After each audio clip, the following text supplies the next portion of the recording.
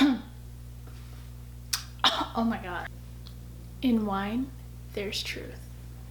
Let's get right into it. I know you're somewhere. Hey guys, welcome back to my YouTube channel. If this is your first time, welcome. If you're from my Instagram, thank you so much for clicking on this video. I wanted to do more of a personal video for either those that are going through this, have gone through it, or just curious in general. This is a Q&A about my personal experience with getting a heart transplant. I want to say a disclaimer, by no means am I a medical professional. I am not an RN, I'm not an LPN, I'm not a cardiologist, I'm not a primary physician. Take this with a grain of salt. This is my experience, what I've gone through as far as medications, the people I experienced or were around. So I don't, it's my dog in the back, sorry. I don't want anyone to say that they watched this video and they felt like a certain way, like their cardiac team or whatever the case might be is giving them false hope or false information. Everyone's story is different. I had asked you guys yesterday on my Instagram questions on what do you want to know about me receiving a heart transplant, and I felt like this was a good space for me to share all of those things versus me answering all those questions one by one and actually answering them multiple times. So I did go through all of the questions and I picked 29 questions that one stood out to me, or two were questions that I frequently get asked, whether it be on social media or different panels that I speak on. And the ones that, some of them I got like repeats, so I just took those out where I like combined two questions that were kind of the same thing that I could talk about them. So yeah, let's get right into it. Question number 1, when did you get your heart transplant? I received my heart transplant October 5th of 2017. Number 2, how old were you? I was 22 years old. Where did you get it done? I got it done here in Minnesota at Abbott Northwestern Hospital. Was it painful? That's a really broad question. Yes, it was painful. I would say the only pain I had to compare it to was me getting all 4 of my wisdom teeth out, so very much different having open heart surgery. I think the emotional pain and the mental pain was more than the physical, which I know that kind of sounds crazy because I had open heart surgery and they cut my chest open and stuff, but I think that it was really hard emotionally, not just for me, but for my family also. And it was a lot to take in mentally, especially at being only 22 at the time. Now I'm 25 and it's been about 2 years that I've had my transplant, so I am acclimated to the things that I have had to adjust to. But yeah, I guess I'll get more into like the pain and stuff later on as the questions go on. Also, I am drinking a sweet red. Sorry, this glass probably looks so nasty. But this is what I'm drinking. It's called Witching Hour. What the heck? Witch hazel's what you use on your face. Sorry, I'm so tired. It's at nighttime and I really wanted to film this, but it's called Witching Hour and it's actually really, really good. I got it at Total Wine. Next question, how long was recovery? So I got my transplant October 5th of 2017. I left the hospital on October 14th. So that time that I was in there was more so to make sure that my heart was pumping right and that I understood the medications and just to make sure that everything, you know, all the P's and Q's were there. Recovery itself takes anywhere between 13 and 18 months for you to actually like start to feel normal and start to feel like the average person.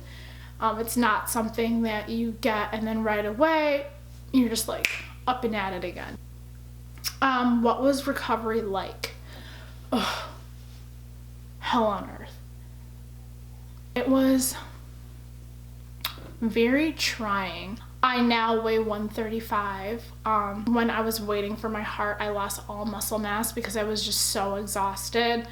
I had no energy. I was always out of breath. I was in like the last stages of heart failure. So I was only like 92, 93, between 92 and 97 pounds while I was at the hospital, and by the time I got discharged.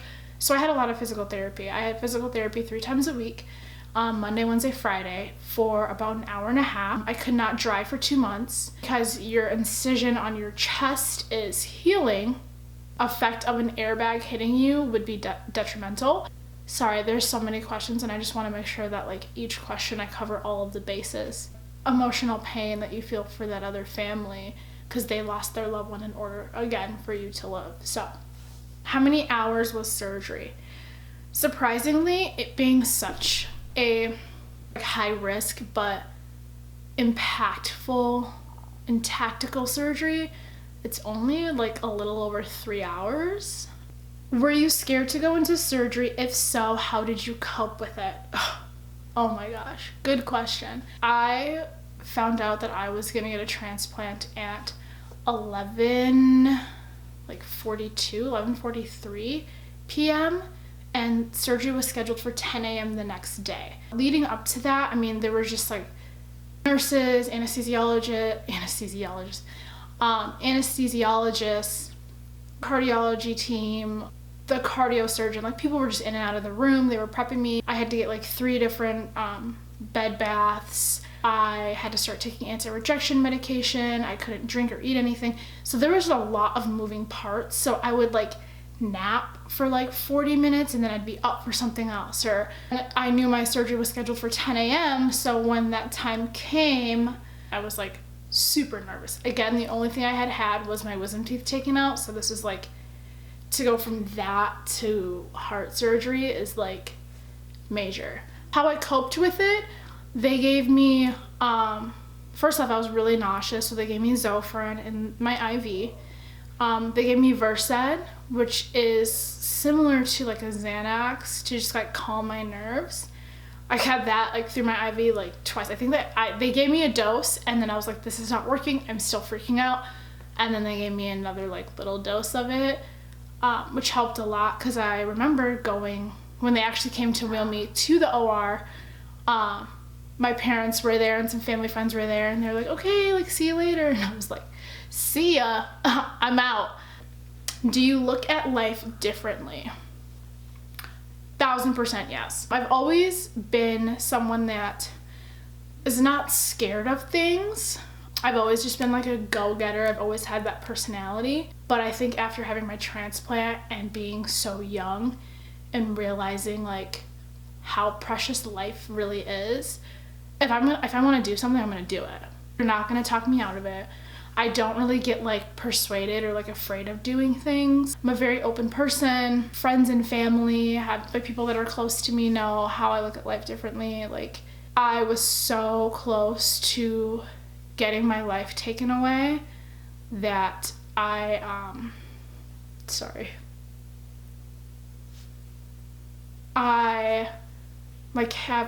have no fears. I think people don't realize like how short it is, and to be only 22 and to be given only 3 more months to live and to be told like you won't see 23, it's like a ticking bomb, and you don't really realize like what that means and what those words mean until you actually go through it. So yes, it did change my perspective a lot. It did. Who qualifies for a heart transplant is there an order of qualifications? Who qualifies for heart transplant? Good question. I don't want to say everyone.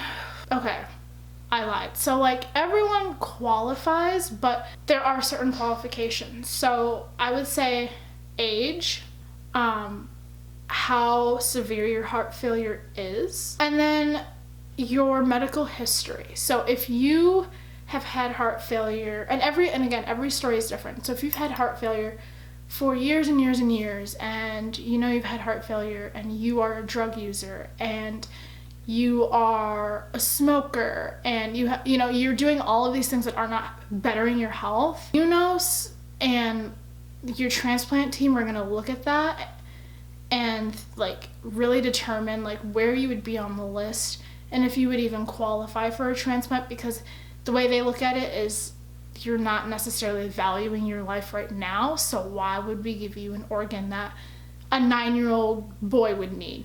I don't know how it is in different states or different countries. This is just what I know. Next question. How long does a heart transplant last?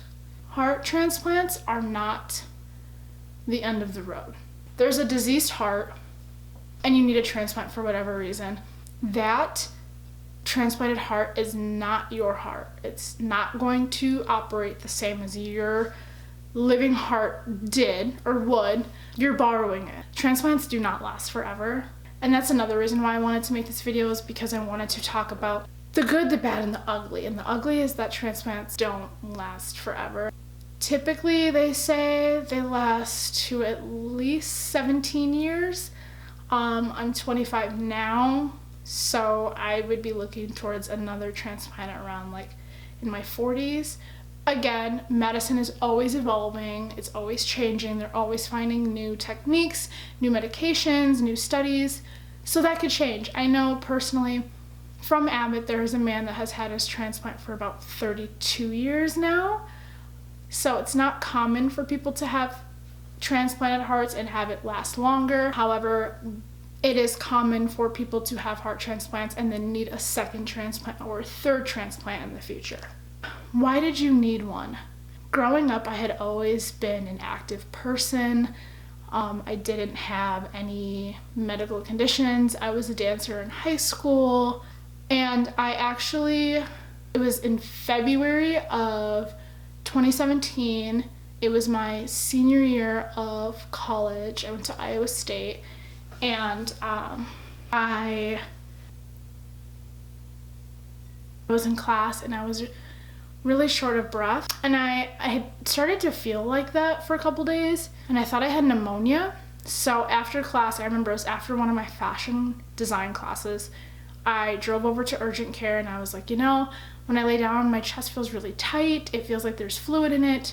I don't know what's going on. So again, this is urgent care, so the primary physician just looked at me, did some breathing tests, and then they said that I had fluid in my lungs. So they gave me an antibiotic that I was supposed to take for 7 days. And on the last day, which was a Friday, I took it. I had felt better earlier that day. It was super, super nice out. Again, this is senior year. I decided to go day drink with some friends. We went out, went to a house party after, and then around like 1:30, when everything had kind of died down and everyone was kind of like dead from the day, me and some friends went back to my apartment. By 3 a.m. when everyone was gone, I couldn't breathe. I was sweating. My heart was pounding. Like when I tell you it was pounding, it was like my chest was going to explode. I somehow drove myself to the ER, and when I drove myself to the ER, they took a bunch of tests. They had admitted me, had called my parents. My dad came down from Minnesota down to Iowa, and on Valentine's Day of 2017, they had diagnosed me with congestive heart failure with an ejection fraction of 30%. So a healthy heart, a normal heart, is at 60%, and that's just how your heart is functioning. I will try to put like information and photos and stuff as I'm like talking, so people that aren't in the medical field can kind of follow along. Yeah, it was at 30%.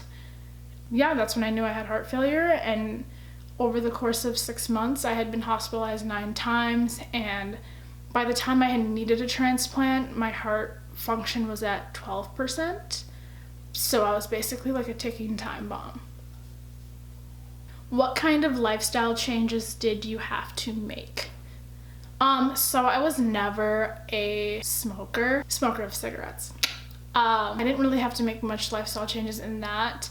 I had been active, but once I had heart failure, my ability to be active like obviously depleted. Lifestyle changes, I just don't really find myself around people that smoke. If I am, I'm never like in a confined area with them. I don't do drugs, so I didn't really have to change that. I will say when I travel, like if I have to fly somewhere, if I'm like going somewhere outside of like the Midwest, I do tell my transplant team at Abbott where I'm going, just so that they know where the nearest transplant or heart hospital is in the area I'm going. That was mainly like my first year. I still do it now just because it's like kind of like a mental thing. Like, okay, if I'm in Arizona, I'm in Scottsdale, like the nearest heart hospital is in Phoenix, just so I know. But I've never had to like go to a heart hospital outside of Abbott. How many medications were you on at the beginning and how many are you on now? So I was on at the beginning, I won't say medications because I know the pills, I don't know the medications. I was on at the beginning 27 pills in the morning, 19 pills at night. Now I am on 6 pills in the morning and 5 pills at night. Have you ever had rejection? I had rejection twice. So how rejection works is that there's 3 levels to it. Well, actually I lied, there's 4 levels to it. There's 0R, which is 0 rejection, 1R, which is 1 rejection, 2R, and then 3R. I've only had 1R twice, which is not 1%, but like in grades, it's like the 2nd grade of rejection. And typically that's just like inflammation or more active white blood cells in your system. It's not really something to be worried about, but they do watch it. 2R and 3R is like, okay, it's not just white blood cell or your white blood count being kind of off. It's like it's trying to fight something or it's fighting itself. That is when you would have to go in and typically they would admit you. Rejection isn't something that like, and again, take this with a grain of salt because I do know people that have not taken their medication for a couple days and the outcome has not been good. But rejection is not something that like you're 0R and then you wake up and it's at 3R. Like that's not how it works. It's something that like it's quickly acting, but it's something that they typically will nip right in the butt. Like they catch it and then they handle it. So it's not something that your transplant team is new to. It's not foreign to them. They know the deal. What does the operation involve? It is open heart surgery. So what they do is they will go in through your sternum. They use a crank open your chest, hook you up to a bypass machine, which is going to circulate blood throughout your body for you and is also going to essentially keep you alive. They take out the diseased heart and then they put in a new heart. And then obviously they take the crank out, they tie your sternum together essentially, and then stitch you back up.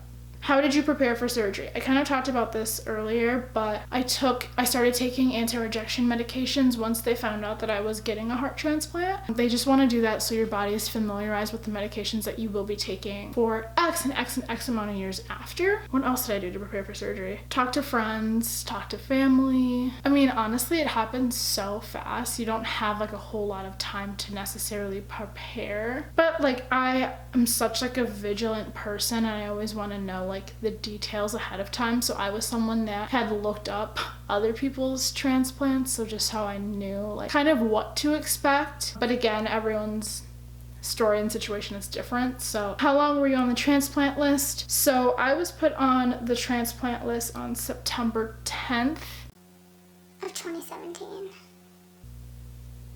No, I was status 2A on August 29th, and then September 10th, I was readmitted to the hospital, and that's when I knew that my ejection, well, EF, was 12%, and then that's when I was bumped up to status 1A. So I had waited from September 10th all the way until October 5th of 2017. Do you feel different now versus when you were sick? Yes, I had been sick for so long that I like forgot. Well, I had been like extremely sick for so long that I forgot like what it felt like to not have edema in my feet, to not be exhausted, like walking to the car, to not sleep all day. Like I didn't really know what that felt like. So yes, I do feel different now. There are days where like I'm exhausted, like today I'm exhausted, but that's also because I'm in the middle of switching finishing up some of my medications and things like that, and it's been a really long day, so I feel a little bit more winded and tired, but overall, yes, I do see the difference. What do your cardiologists tell you about protecting yourself from COVID-19? So being on all the medications I'm on, my immune system is suppressed, so face mask, face mask, face mask, lots of hand washing, and they really press on social distancing. COVID-19 is like, will be the death of me. Stay in the house. Are you living in fear of anything after the first year of your transplant? No, because I had already been so close to having life taken away from me, there's really nothing else for me to fear.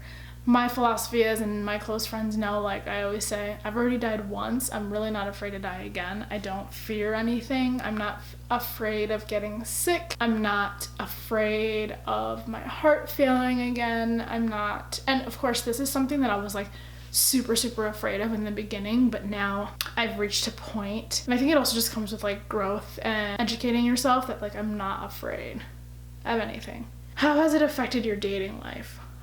So I was in a relationship when I had heart failure, and I was also in a relationship once I had first got my transplant, and it was definitely different. After my transplant, I was in a different relationship, and it did affect it because it was like me having to educate someone else about transplants and what they entail and why I have to go to the hospital every week and things like that. But now I'm just like, I mean, I was never like insecure about my scar. I'm not insecure about my scar. I'm just like, I mean, it's like without it, I wouldn't be here. So if you have a problem with it, then like, bye-bye. How does the matching process work? That's a loaded question. So it depends on blood type, your physical frame, what your body can hold, and your age. I would say those three things are like major factors. It's not like you get on the list and then the first heart that becomes available, it's like, oh, works for you. Like physically, a male's heart is larger than a female's heart. And it's not like if you're a female, you can't get a male's heart, because that's definitely not the case. But yeah, those are the three things. How much does it cost? So my health insurance did approve for it. I know in Australia, it's free. I don't want to say like free, like, oh, organs for everyone, but it's covered for. But here, if you were to Google how much a heart transplant costs, it's going to tell you about $1.2 million. And that's going to include the actual surgery, blood work, medications. It's about how much it includes. How has it affected you in terms of traveling? If so, how? I kind of touched on it earlier. Whenever I travel, I tell my transplant team where I'm going. They let me know where the nearest heart hospital is. I look it up in relation to like my Airbnb, family, friend's house, wherever I'm staying, just so I know like, okay, it's this far away. But I've never had to like go to a different heart hospital. Can you still have kids? Yes, I can still have kids. However, it is something that will have to be planned with me and my significant other. It's not something that like, oh, we're pregnant type of thing, because the medications I'm on will cause deformities and other health risks to the baby. So it's something that I will have to tell my cardiac team, and I will have to switch medications. How did your family cope with you needing a heart transplant?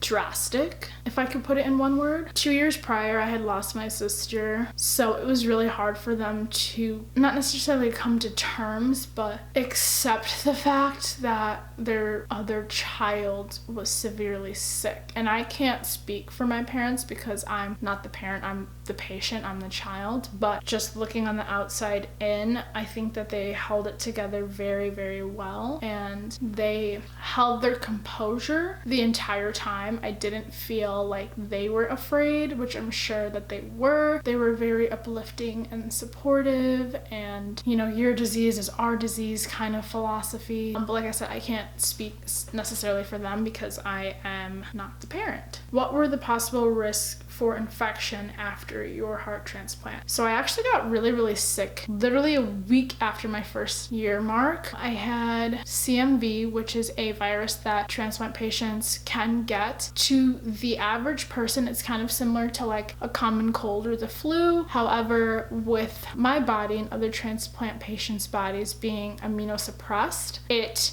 literally just like takes over. I mean, I had the chills. I couldn't hold anything in my stomach. I lost like 13, 14 pounds. I was so frail. I was throwing up. It was like having a really, really bad flu and a sinus infection. I mean, it was everything. Do you know your donor? I saved this question last because first off, I know a lot of you wanted to know that from the beginning, so I was not going to put it in the beginning because I wanted you to watch the entire video. Second off, I think it's the most heartfelt question, the most loaded question, the most emotional question. I don't. To be point blank and like to the point, I have no idea who my donor is. I don't know their race. I don't know where they're from. I don't know if they're a girl or boy. I don't know their name. I don't know anything. That's something that is kept confidential, just out of the respect for the recipient and the family. You can reach out to your family, and that's something that I plan on doing this year. I know people that have reached out to the family right away. I know people that have waited 10 years. I know people that have reached out and they have a wonderful relationship with their donor family. I know people that have never heard from their donor family after reaching out. So it's something that I have to come to terms with myself, that if I do reach out, like, they have the option to not respond to my letter, because every transplant patient has this idea in their head of like who their donor is and the type of family that they come from and just like everything about them, and it's hard to accept that if you reach out and they don't reach back, like, you'll never know. That pretty much sums up the video. If you have any questions, anything that I didn't touch, make sure to leave a comment down below and I will make sure to respond to it. If you're not already, make sure to follow me on Instagram. I will stick my name somewhere on here. Look out, next Wednesday I am putting out a podcast with two of my best friends. It's called Don't Touch My Hair. But I will leave all of that stuff in my description box on my social media, on my Instagram. Make sure to follow me. I hope that this video kind of sheds some light to people that were wondering, people that are on the transplant list, people that have family members but don't know the whole story, people that are in the medical field, people that are just wondering, whatever the case might be. Again, this is my experience, so by no means talk to your doctor first, because I am not a doctor. I hope this video helps, and I'll see you next time.